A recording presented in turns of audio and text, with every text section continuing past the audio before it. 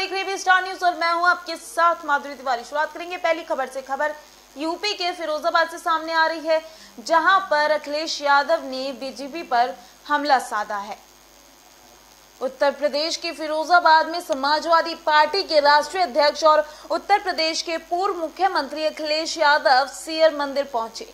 गौरतलब है कि पहले चरण का 15 अप्रैल को पंचायत चुनाव होना है। सियर देवी मंदिर में चढ़ावा चढ़ाया। नेजा निषाद समाज के राष्ट्रीय अध्यक्ष के आग्रह पर आयोजित किया गया था कार्यक्रम। इस कार्यक्रम के दौरान अखिलेश यादव बोले, धार्मिक स्थलों से हमारा पुराना नाता रहा। प्रदेश की सरकार लूट, गुंडागर्दी, उत्पीड़न, शोषण बराबर कर रही है। वहीं छत्तीसगढ़ के नक्सली हमले पर बोले, सरकार की ढिलाई के चलते मारे गए हमारे जवान के चलते 2022 में सरकार होगी। कोरोना वैक्सीन पर बोले, वैक्सीन लगवाने के बावजूद भी निकल रहे हैं कोरोना पॉजिटिव। स्वास्थ्य विभाग में घोर लापरवाही है। इनके दर्शन और उनके स्थान पर मुझे फिर आने का मौका मिला।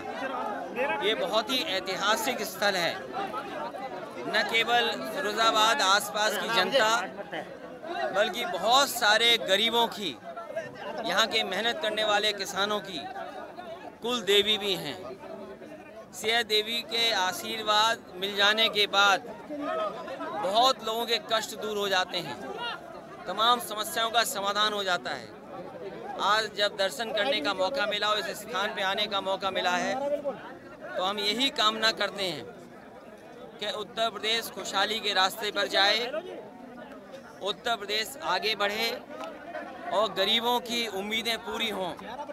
जो किसान गरीब इतने वर्षों से इंतज़ार कर रहे हैं कि उनके जीवन में भी खुशहाली आए, तो आज इस स्थान पर आकर के यही संकल्प लिया है और माँ से यही मांगा है कि हर समाज आगे बढ़े, खुशहाली के खबर उत्तराखंड के हरिद्वार से सामने आ रही है, जहां पर कुंभ मेले में आग लग गई है। आग की चपेट में दर्जनों झोपड़ियां आई। उत्तराखंड के हरिद्वार में कुंभ मेला क्षेत्र में आग का तांडव रुकने का नाम नहीं ले रहा। आग ने इलाके में फिर से हड़कंप मचा दिया। जहां तक दमकल की गाड़ियां मौके पर पहुंची, तब तक 2 दर्जन से अधिक झोपड़ी जलकर राख हो गई। गनीमत रही कि इस हादसे में किसी की भी जान नहीं गई, लेकिन आग ने काफी नुकसान कर दिया। इस आग में केवल झोपड़ियां ही नहीं, बल्कि इस आग में कई सपने भी जलकर राख हो गए। जानकारी के मुताबिक यहाँ किसी की शादी के लिए आया सामान आग की भेंट चढ़ गया, तो किसी के बचपन की उड़ान भरती साइकिल, तो किसी की नया स्कूटर और रोजी रोटी का सहारा ऑटो जलकर राख हो गया। इतना ही नहीं, यहाँ कई ऐसे भी लोग थे जो जलती आग में अपने जीवन भर की जमा पूंजी को आंखों के सामने जलते देख रहे थे। ये सारा ही जल गया, कुछ नहीं बचा, कुछ भी। एक जोड़ी कपड़े तक नहीं बचे घर में, कुछ नहीं, हमारे घर में कुछ नहीं बचा। इनका तो बच्चा भी की जगी हुई है, ये आग लगी नहीं है, ये आग किसी की लगाई हुई है, वरना इतने सालों में यहाँ कभी आग नहीं लगती और अब रेगुलरली आग जल रही है इधर। अभी पिछले हफ्ते पीछे बस्ती जल चुकी है और इस हफ्ते ये बस्ती जल रही है। इसका कोई तो कारण होगा, बिना कारण के कुछ नहीं होता। ये आग एक दूसरे को भड़काने के लिए लगाई जा रही है कि ये आग लगाई कोई और रहा है और ये आपस में ये लोग भिड़ जाए तो ये बस्ती। ये बैरागी कैंप के निकट एक ये बस्ती है, जिसमें आग की सूचना प्राप्त होते ही हम लोग तत्काल यहाँ पे दमकल की टीम के साथ और यहाँ पे पुलिस फोर्स और हमारे जो सेक्टर पुलिस अफसर्स हैं, सारे हम लोग यहाँ पर उपस्थित हैं। पर्याप्त मात्रा में हमारे पास दमकल गाड़ियाँ उपलब्ध हैं। आग पे तत्काल काबू भी पा लिया गया है। कोई जनहानि की सूचना नहीं है और इसका आकलन किया जा रहा है कि किन परिस्थितियों में ऐसी स्थिति उत्पन्न हुई है, तत्पश्चात कोई कार्रवाई कीजिए। क्या कारण? अभी तो प्रथम दृष्टया ऐसा कोई कारण संज्ञानित नहीं हुआ है। देखा जा रहा है कि किन किन क्षेत्रों में भी आग है। प्रथम हमारा प्राथमिक कार्य तो अभी अग्निकांड पर उस पर पूर्णतया काबू पाना है। लगभग आग बुझाई जा चुकी है। जहाँ पे भी स्थिति ऐसी है उस पर हम प्रभावी नजर रखें। अभी इसका खबर उत्तराखंड के उत्तरकाशी से सामने आ रही है, जहां पर आरटीआई ने बड़ा खुलासा किया है। उत्तरकाशी आरटीआई ने एक फिर बड़ा खुलासा किया, जहां ग्राम प्रधान के कई राज खुले। 2 जाति प्रमाण पत्र को अपने हिसाब से उसका उपयोग किया। नियमानुसार एक व्यक्ति एक जाति प्रमाण पत्र का उपयोग कर सकता है, लेकिन यहाँ एक व्यक्ति द्वारा 2 जाति प्रमाण पत्र का उपयोग करके प्रशासन ने तो भूगोल बना दिया। वीरपुर डुंडा महिला प्रधान द्वारा अपने लाभ के लिए 2 जाति प्रमाण पत्र का उपयोग करके प्रशासन को ठेंगा दिखाया। साथ ही दोनों जाति प्रमाण पत्र से अलग अलग पद लेकर इसका लाभ प्राप्त किया। वहीं सवाल ये खड़ा हो रहा है कि बिना जांच के प्रशासन व अधिकारियों ने वर्तमान में वीरपुर डुंडा महिला प्रधान को प्रमाण पत्र दिए।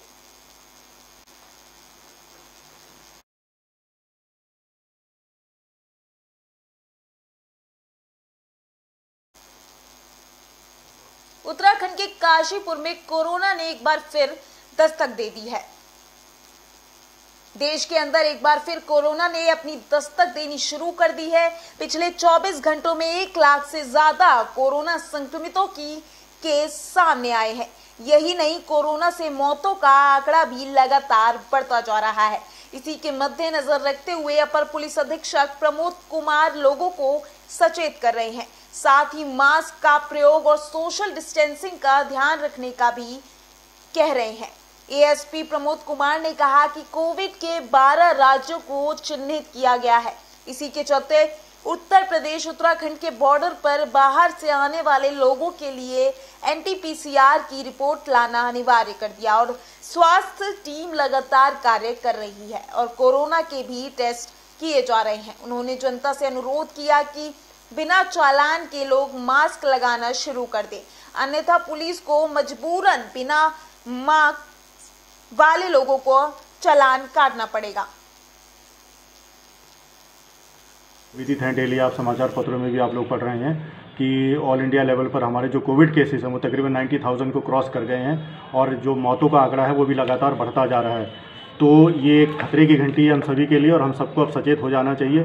सब लोगों को जो है मास्क धारण करना चाहिए और पब्लिक प्लेस पर सोशल डिस्टेंसिंग का पालन करना चाहिए और अभी अपने आप को भी और अपने परिजनों को भी कोविड के संक्रमण से बचाना है।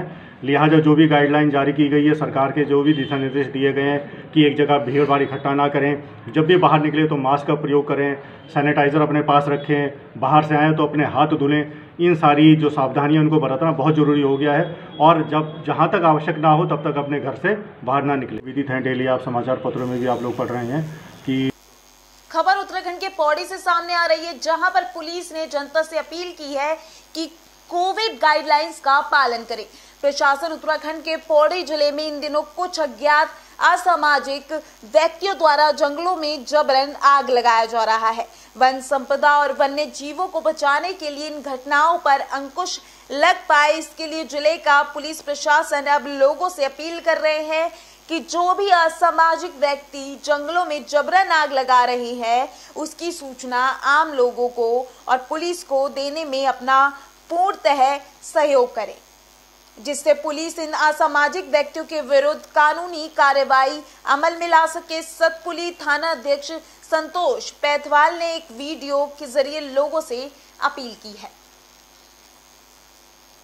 साथियों नमस्कार। जैसे कि इस समय जंगलों में आग लगने की घटनाओं में एकाएक वृद्धि हुई है और चारों तरफ जंगल धू-धू के जल रहे हैं। ऐसे में जो असामाजिक तत्व हैं उनके द्वारा इन घटनाओं को अंजाम दिया जा रहा है और मेरा आपसे इस वीडियो के माध्यम से एक अपील है कि ऐसे असामाजिक तत्वों का चिन्हीकरण अति आवश्यक है जो बिना आपके सहयोग के संभव भी नहीं है। ऐसे में मैं आपसे अपील करना चाहता हूं कि आप लोग कृपया करके ऐसे असामाजिक तत्वों का चिन्हीकरण करने में हमारी मदद करें और ऐसे लोगों की सूचना गोपनीय ढंग से हमें जरूर दें, जिससे हम लोग ऐसे असामाजिक तत्वों के विरुद्ध कानूनी कार्रवाई कर सकें और ऐसे लोगों को जेल भेजा जा सके और बनाने की घटनाओं को लगने।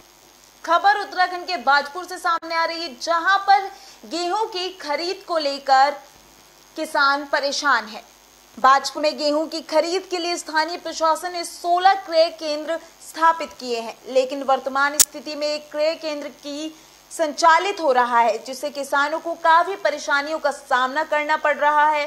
बता दें कि प्रदेश सरकार के निर्देश पर प्रशासन ने गेहूं की खरीद के लिए क्रय केंद्र स्थापित करने के निर्देश दिए हैं, जिसके चलते प्रशासन द्वारा बाजपुर में बीते 1 अप्रैल को 16 केंद्र बनाए गए हैं, लेकिन 5 दिन बीते के बाद भी बाजपुर अनाज मंडी में स्थित है, मात्र एक ही क्रय केंद्र संचालित हो रहा है, जबकि क्षेत्र में लगे 15 क्रय केंद्र अव्यवस्थाओं के चलते बंद पड़े हैं, जिससे किसानों को काफी परेशानियों का सामना करना पड़ रहा है।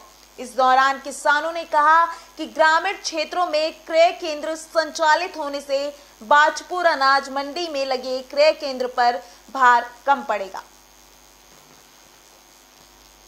आरएफसी के 3 तौल केंद्र हैं, सोसाइटी के 12 हैं और एक नेफेड का तौल केंद्र है यहाँ पे। और आरएफसी के तीनों कांटे चालू हो चुके हैं, जिसमें से 3 तारीख को एक कांटे पे तौल हुई है, जिसमें 350 कुंटल के आसपास तोला है और आज तीनों कांटे चालू हैं।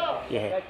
और अगर बात की जाए, तीनों कांटे के पूरे लेबर हैं और हमारे पास पूरा गनी बैग है, सब कुछ ओके है। स्टार्टिंग में तो यार सुविधाएं कम और दिक्कतें ज़्यादा होती हैं। अभी आज तोल शुरू की है, तोल भी काफ़ी लेट शुरू की है और अभी कांटा ख़राब हो गया था, फिर वो अपना कट्टे सिलने वाली मशीन ख़राब हो गई थी। ये दिक्कतें आ रही हैं। अभी लेबर भी कम है, कांटे भी कम हैं। देहात का कोई कांटा चला ही नहीं है। अभी सारे कांटे शुरू हो जाएंगे, भीड़ भाड़ भी कम हो जाएगी। में लेबर की व्यवस्था हुई नहीं है, अभी एक दाना भी नहीं तुला है, कांटा बट्टा चला गया है, तो किसान परेशान है। गेहूँ हमने कटवा के ट्रालियों में भर रखे हैं, लेबर की कोई व्यवस्था नहीं है वहाँ। आरएफसी के 3 तौल केंद्र हैं, सोसाइटी के 12 हैं और एक नेफेड का तौल। खबर यूपी के मऊ रानीपुर से सामने आ रही है, जहां पर फसल में आग लग गई है।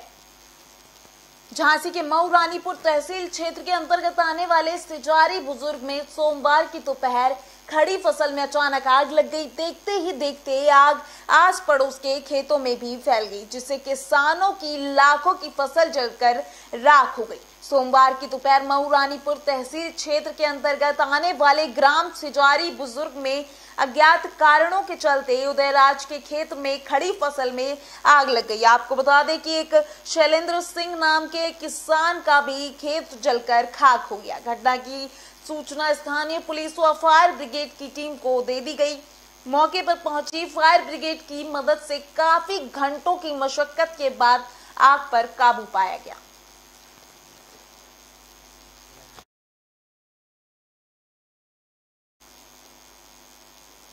नोएडा में दिखा पुलिस का रौद्र रूप। आपको बता दें, खबर यूपी के नोएडा से सामने आ रही है, जहां पर यूपी के नोएडा में पुलिस कमिश्नर गौतम बुद्ध नगर का सराहनीय कार्य थाना सेक्टर 24 पुलिस द्वारा टॉप 10 अंतरराज्यीय वाहन चोर सहित 4 वाहन चोर गिरफ्तार हुए हैं। वहीं कब्जे से 4 सेंट्रो कार समेत कई इंजन और गाड़ी काटने के उपकरण व अवैध शस्त्र बरामद किए हैं। वहीं थाना सेक्टर 24 पुलिस द्वारा टॉप 10 अभियुक्त सहित 4 अंतरराज्यीय वाहन चोर पर शिकंजा कसा गया है। वहीं आपको बता दें कि आरोपी के पास कंपनियों की गाड़ियों के पार्ट्स और गाड़ी चोरी करने के उपकरण भी बरामद हुए हैं।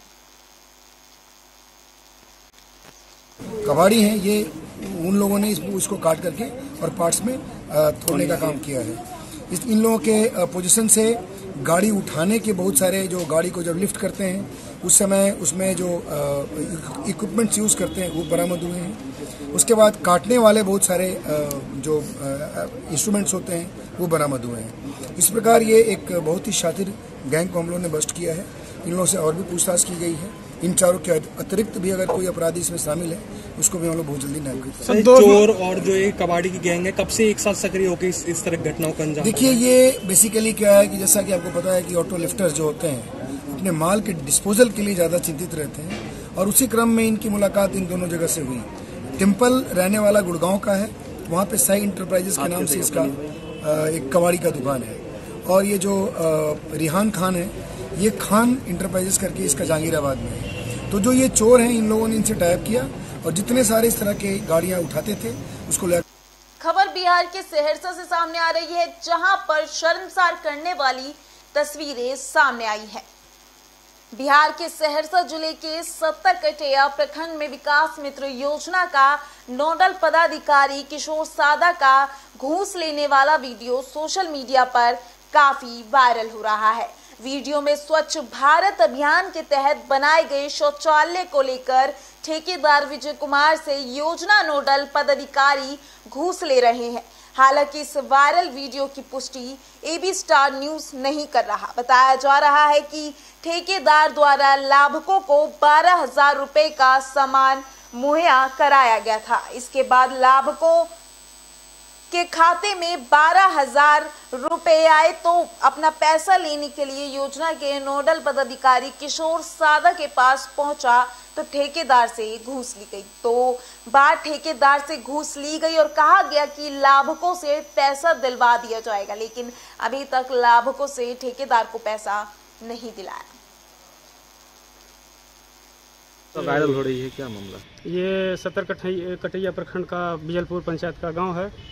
उसमें विकास मित्र किशोर सादा अपने आप को मैंने हमको झांसा में लिए। वो बोले कि हम यहाँ का दबंग आदमी हैं, विकास मित्र हैं और योजना का नोडल पदाधिकारी हैं। हम बहुत से असक्षम लोगों को जो 12,000 में लाभुक शौचालय बनाने की स्थिति में नहीं रहता, उसको 12,000 का सामान मुहैया करवा देते हैं और पुनः उसका खाता पर पैसा जाने के बाद हम पैसा लेते हैं या जो अगला रहता दिलवाता है। ये हमको बोले कि देखिए विकास मित्र भी हैं और नोडल पदाधिकारी भी हैं, हम यहाँ का दबंग आदमी भी हैं, हमको गरीब आदमी है, मुसहर जाति से सब है, आप इसको पैसा सामान मुहैया करवा दीजिए। हम 40 लाभुक का सामान मुहैया करवा दिए।